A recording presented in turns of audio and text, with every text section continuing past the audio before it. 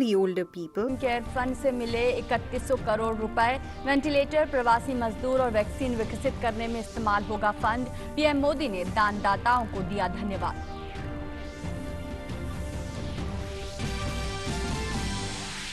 वित्त मंत्री निर्मला सीतारमण आज दोपहर 4 बजे करेंगी दूसरी प्रेस कॉन्फ्रेंस। 20 लाख करोड़ के राहत पैकेज के बारे में आगे देंगी विस्तार से जानकारी। रेलवे ने 30 जून तक आरक्षित सभी टिकटों को किया रद्द। यात्रियों को मिलेगा पूरा रिफंड। सिर्फ स्पेशल यात्री और श्रमिक स्पेशल ट्रेन ही चलेंगी। केंद्र सरकार ने कोविड-19 के मद्देनजर विभागों में कामकाज के लिए वर्क फ्रॉम होम का फ्रेमवर्क किया जारी, मांगे सुझाव। वंदे भारत मिशन के तहत भारत के लिए ढाका से उड़े 2 विशेष विमान। चेन्नई और दिल्ली वापस आएंगे कुल 239 भारतीय यात्रियों ने भारत सरकार को दिया धन्यवाद। भारत में कोरोना के 49,219 सक्रिय मामले, 26,234 संक्रमण मुक्त होकर घर लौटे, जबकि 2,549 लोगों की मौत हुई। और दुनिया भर में कोरोना संक्रमितों की संख्या 43,48,000 के पार, करीब 3 लाख लोगों की मौत। अमेरिका में मरने वाले लोगों की संख्या 84,000 से ज्यादा। रूस और ब्रिटेन में भी बढ़ रहा है संक्रमण।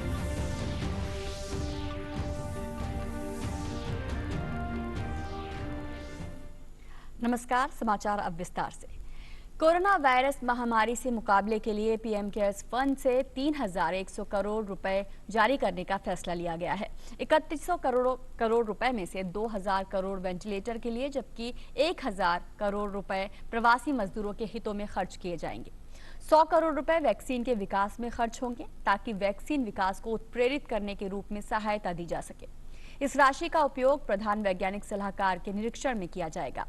कुछ दिन पहले कोरोना वायरस के बढ़ते संक्रमण के बीच प्रधानमंत्री के निर्देश पर पीएम केयर फंड बनाया गया था।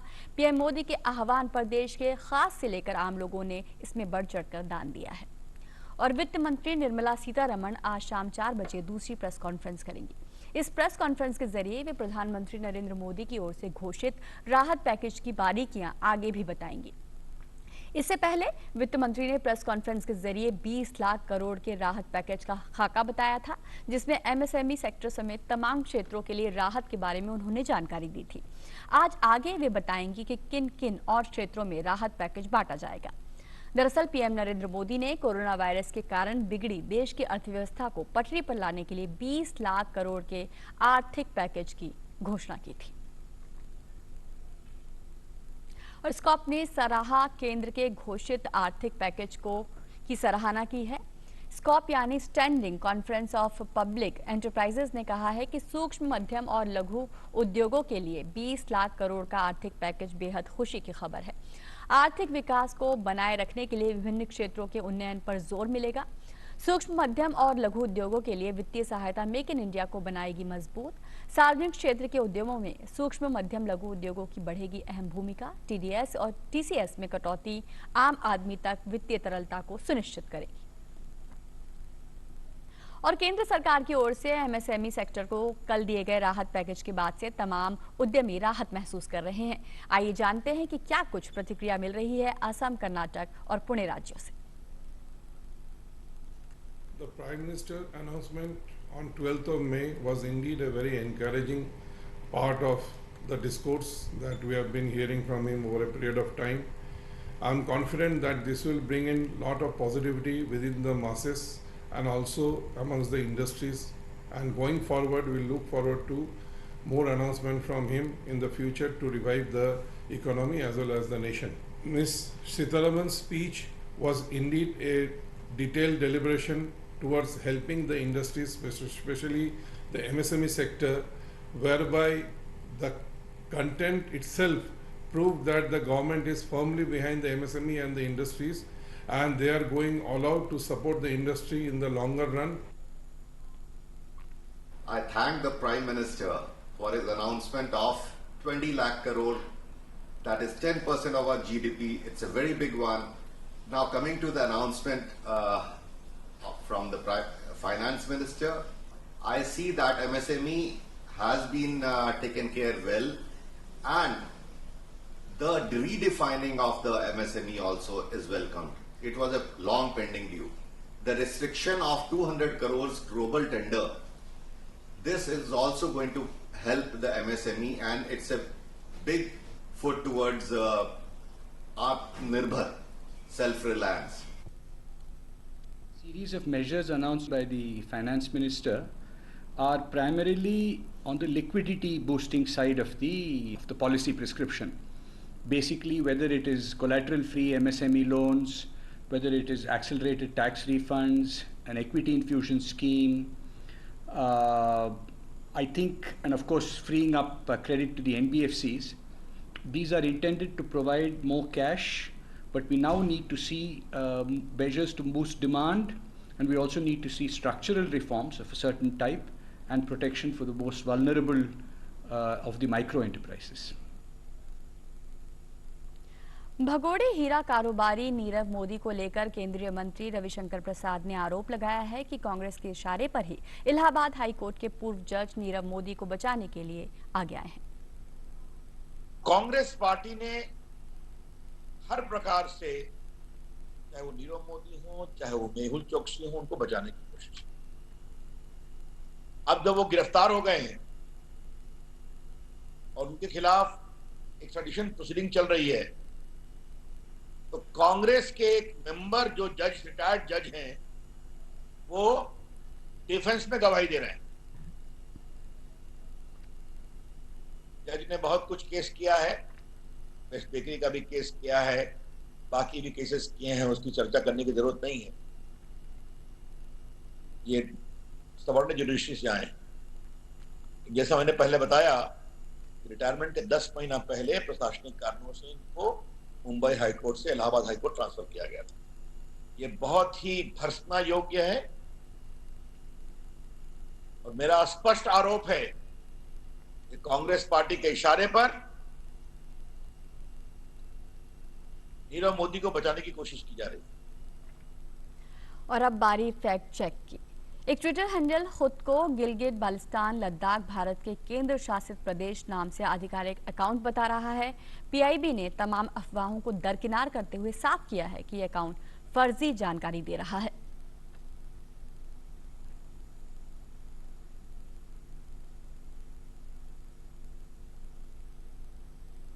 और भारतीय रेल ने एक बार फिर से बड़ा फैसला लिया है। इसके तहत अब 30 जून तक पहले से आरक्षित सभी टिकटों को रद्द किया जा रहा है। ये आदेश रेगुलर ट्रेनों के लिए है जो पहले से ही रद्द हैं। अब सिर्फ स्पेशल ट्रेनें और श्रमिक स्पेशल ट्रेनें ही चलेंगी, यानी 30 जून तक आरक्षित सभी टिकट रद्द होंगे। यात्रियों को पूरा रिफंड मिलेगा। 1 मई से जारी श्रमिक स्पेशल ट्रेनों का संचालन जारी रहेगा। इसी तरह 12 मई से शुरू स्पेशल ट्रेनों का संचालन भी जारी रहेगा। ये आदेश 12 मई से चल रही स्पेशल ट्रेनों के लिए नहीं है। इसके अनुसार लॉकडाउन 3 से पहले जो रेगुलर ट्रेनों की बुकिंग 17 मई तक रोकी गई थी, उसे अब 30 जून तक रोक दिया गया है।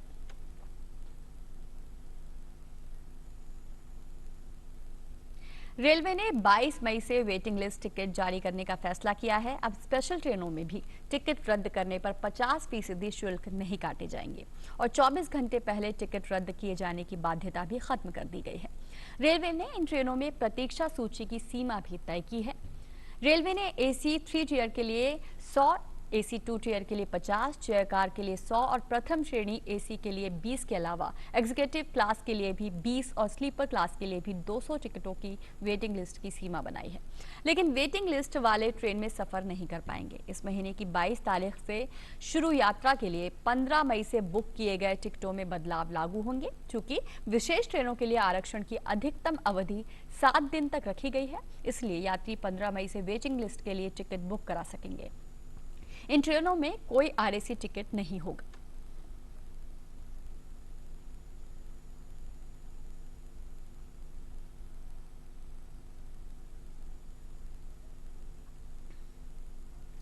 और इस बीच रेल मंत्री पीयूष गोयल ने एक ट्वीट किया है और कहा है कि रेलवे उन सभी श्रमिकों को एक सुरक्षित रास्ता देना चाहता है जो घर जाना चाहते हैं। रेलवे अभी तक लगभग 700 ट्रेन चला चुका है और क्षमता हर दिन 200 ट्रेन चलाने की है और रेलवे ने इसके लिए 1200 ट्रेनों की तैयारी की है। रेल मंत्री ने उम्मीद जताई है कि राज्य सरकारें एक समझौते के साथ आ सकती हैं। केंद्र सरकार ने कोविड-19 के मद्देनजर केंद्र के विभागों में कामकाज के लिए वर्क फ्रॉम होम का फ्रेमवर्क जारी किया है और इसके संबंध में सुझाव भी आमंत्रित किए हैं। दरअसल कोरोना महामारी के मद्देनजर सोशल डिस्टेंसिंग का ध्यान रखते हुए केंद्रीय विभागों में वर्क फ्रॉम होम की अनुमति दी गई है और घर से लगातार कई क्षेत्रों में काम भी हो रहे हैं। खास बात यह है कि ई ऑफिस, वीडियो कॉन्फ्रेंसिंग और एनआईसी की मदद से आपदा काल में वर्क फ्रॉम होम काफी कारगर साबित हो रहा है और भारत सरकार की ओर से पहली बार ऐसा प्रयोग किया जा रहा है। केंद्रीय सचिवालय में विभिन्न वर्किंग आवर्स और स्टैगर्ड अटेंडेंस के साथ काम के तरीके को लॉकडाउन के बाद भी जारी रखना जरूरी है।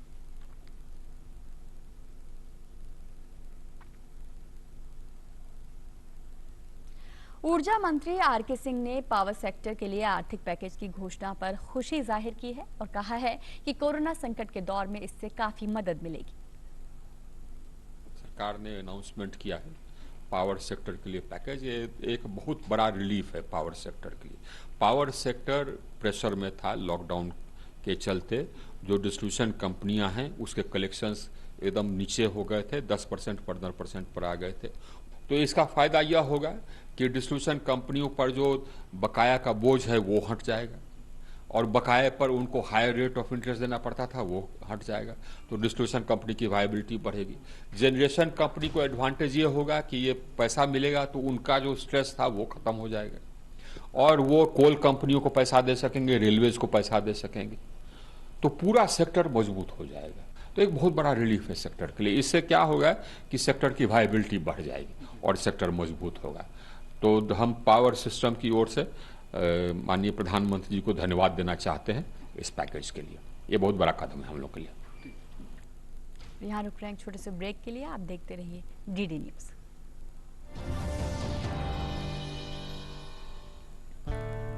घर पर रहकर दूरी बनाई है पर मजबूरी नहीं। ऑफिस रोज खुलता है लैपटॉप पर, दोस्त सब मिलते हैं मोबाइल पर। इसलिए घर पर रहकर अपना आज सुरक्षित करें और कल की सुरक्षा के लिए LIC पर भरोसा रखें। बस ऑनलाइन जाकर घर बैठे UPI, Bhim, net banking, credit card, debit card, Paytm, phone पे, गूगल पे जैसे डिजिटल पेमेंट्स के माध्यम से LIC प्रीमियम का आसानी से भुगतान करें। LIC हर पल आपके साथ। आग तो हर वायर पकड़ती है, पर सिर्फ RR काबिल फायर एक्सपायर ना आग फैलाए ना। Namaskar, welcome to Rajya Sabha Television. I am Smriti Rastogi. In a move to help health workers treat COVID-19 patients with minimum contact, a robot is now taking care of the COVID-19 patients in Sardar Vallabhbhai Patel Cantonment General Hospital, Pune. The machine moves from bed to bed, serving medicines and food to 33 patients in the ward. This robot was developed by teaching staff of Dr. Baba Saheb Ambedkar, ITI of Pune Cantonment Board, with an estimated cost of just 5 lakh rupees. The remotely operated robot has a battery and a motor that can work for a day.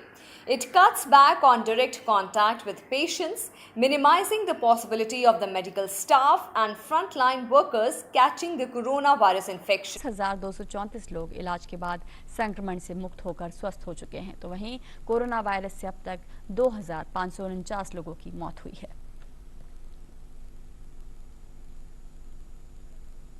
Goa में 7 लोग corona virus से संक्रमित पाए गए हैं, जिसमें से एक ही परिवार के 5 सदस्य हैं। पिछले 1 मई से गोवा में कोरोना वायरस संक्रमण का एक भी मामला नहीं होने के चलते केंद्र सरकार ने राज्य को ग्रीन जोन घोषित किया था।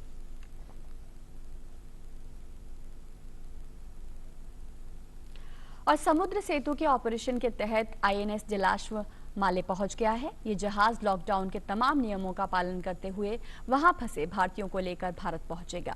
पहले चरण में INS जलाश्व से मालदीव में फंसे 698 भारतीयों को 10 मई को वापस लाया गया था।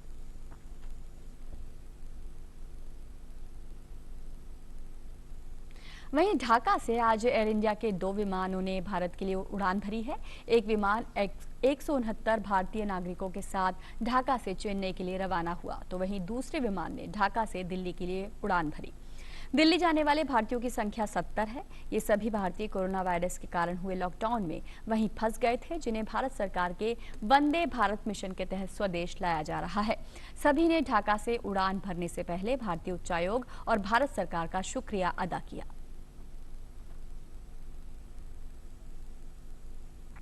और केंद्र सरकार की ओर से लॉकडाउन के कारण विदेशों में फंसे भारतीयों को वापस लाने के लिए वंदे भारत मिशन चलाया जा रहा है। इसके तहत आज दुबई से एक एयर इंडिया एक्सप्रेस का विशेष विमान अमृतसर एयरपोर्ट पहुंचा, जिसमें 177 भारतीय नागरिक सवार थे। हालांकि उन्हें अपने घर जाने के लिए अभी 14 दिन और लगेंगे, क्योंकि सभी को 14 दिन के लिए क्वारंटीन कर दिया गया है।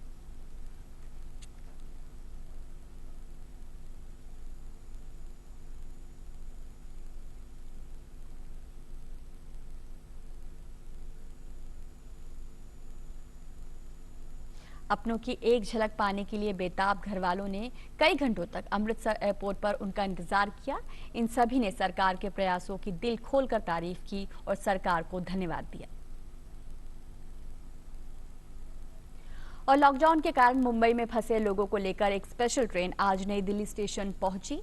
ट्रेन से उतरने के बाद सभी यात्रियों की स्क्रीनिंग की गई और सोशल डिस्टेंसिंग का पालन करते हुए यात्री स्टेशन परिसर से बाहर निकले। वहीं दिल्ली से चलकर एक स्पेशल ट्रेन अहमदाबाद के साबरमती जंक्शन पर पहुंची। यात्रियों के बाहर आने पर उन्हें सैनिटाइज किया गया। इसके अलावा आज नई दिल्ली से चली जम्मू स्पेशल ट्रेन सुबह लगभग 6 बजे जम्मू पहुंची, जिसमें 1000 से ज्यादा यात्री सवार थे। यात्रियों की जांच के लिए स्टेशन पर विशेष नमूना संग्रह केंद्र बनाए गए। यात्रियों को बसों में अपने गृह जिलों में भेजे जाने से पहले उनका स्वागत किया गया।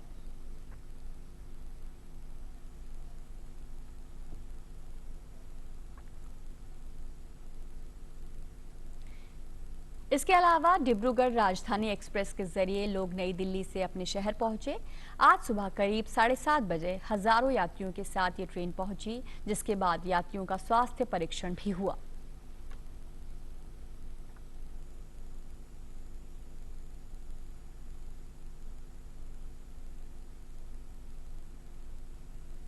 और फिलहाल रुक रहे हैं एक और छोटे से ब्रेक के लिए। आप देखते रहिए डीडी न्यूज।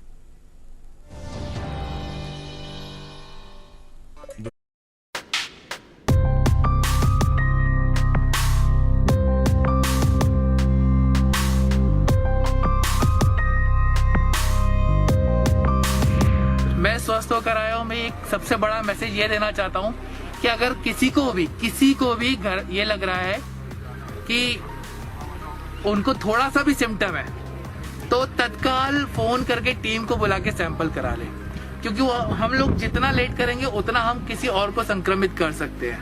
पहला मैसेज मेरा ये रहेगा कि बिल्कुल घबराने की जरूरत नहीं है। इतनी महामारी वाली डिजीज नहीं है, हम आराम से 14 दिन में क्योर हो सकते हैं। दूसरा मेरा मैसेज रहेगा कि अगर आपको कोई प्रॉब्लम नहीं भी है, फिर भी आप घर में कुछ ऐसी चीजें करें, जैसे गर्म पानी पीते रहें, गर्म काढ़ा जो आरोग्य सेतु में माननीय प्रधानमंत्री ने भी मेंशन किया है रेसिपी, गरम काढ़ा, थोड़ा सा प्राणायाम, और ये सब चीजें करते रहे। अगर किसी को वायरस है, अगर उसको पता नहीं चलता कई बार कि हमको वायरस हो रहा है, तो गर्म पानी पीने से, स्टीम लेने से वो वायरस वही मर जाएगा। तो लोग घर में ही करें, कोई बड़ी बात नहीं है। इट्स जस्ट पानी को गर्म करके उसकी भाप लेनी है, पानी को गर्म करके पीना है, ये जरूर करें। और तीसरा, कितना हो सके बिल्कुल लोगों से इंटरेक्शन नहीं करेंगे, क्योंकि हमको नहीं पता है कि कौन इन्फेक्टेड है। एक इन्फेक्टेड 4 लोगों को और इन्फेक्ट करेगा, वो 4 लोग और 40 लोगों को करेंगे। तो अगर हमको इस make in India initiative NCRTC MD Vinay Kumar Singh. और वाराणसी में काशी विश्वनाथ कॉरिडोर की परिकल्पना पर आधारित काम फिर से शुरू हो रहा है। लॉकडाउन के कारण इसे रोक दिया गया था। बहरहाल अब लॉकडाउन के नियमों का पूरा पालन करते हुए काम दोबारा से शुरू किया जा रहा है। ये काशी विश्वनाथ कॉरिडोर है। लॉकडाउन के बाद यहाँ पे काम शुरू हो चुका है। ये वह योजना है जो यहाँ के सांसद और देश के प्रधानमंत्री जी की अपनी एक सोच, गांधी जी की सोच, जिसको पूरा करने के लिए प्रधानमंत्री ने इस काशी विश्वनाथ कॉरिडोर की परिकल्पना की इसमें उत्तर प्रदेश सरकार और केंद्र सरकार काम शुरू कर दिया है इस पर। और ये जो मजदूर यहाँ पे काम कर रहे हैं, जो लेबर जो लोग काम कर रहे हैं, वो सारे लोग सोशल डिस्टेंसिंग का पालन कर रहे हैं, मुंह पे मास्क लगाए हुए हैं। और हमारे साथ यहाँ के कमिश्नर दीपक अग्रवाल जी हैं, जो यहाँ पे काम शुरू हुआ है, इसको आप किस तरह से देखते हैं और किस तरह से लॉकडाउन के तहत काम शुरू किया है, लोगों को रोजगार दिया और सोशल डिस्टेंसिंग का पालन करें? कोविड-19 के दृष्टिगत जो वर्तमान में गाइडलाइंस और शासनादेश लागू है, उसी दिशा में हम लोगों ने इस प्रोजेक्ट को पुनः जो गाइडलाइंस है उसके अनुसार शुरू किया है और विधिवत इसकी अनुमति प्राप्त करके इस कार्य को शुरू कराया गया है।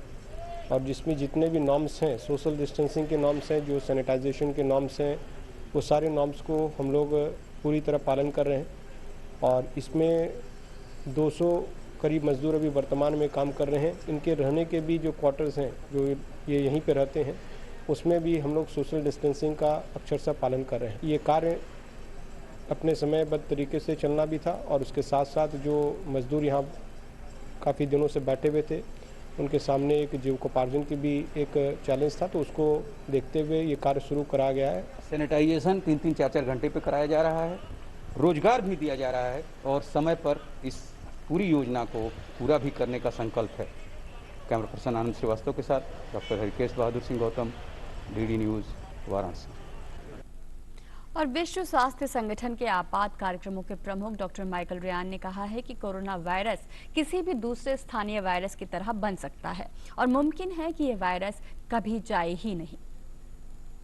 This virus may become just another endemic virus in our communities, and this virus may never go away. There is no formal system of de-escalating this other than for WHO to change its national, global and regional risk assessments. We do have one great hope. If we do find a highly effective vaccine that we can distribute to everyone who needs it in the world, we may have a shot at eliminating this virus. तो इस bulletin में फिलहाल इतना ही। हमें दीजिए इजाजत। नमस्कार।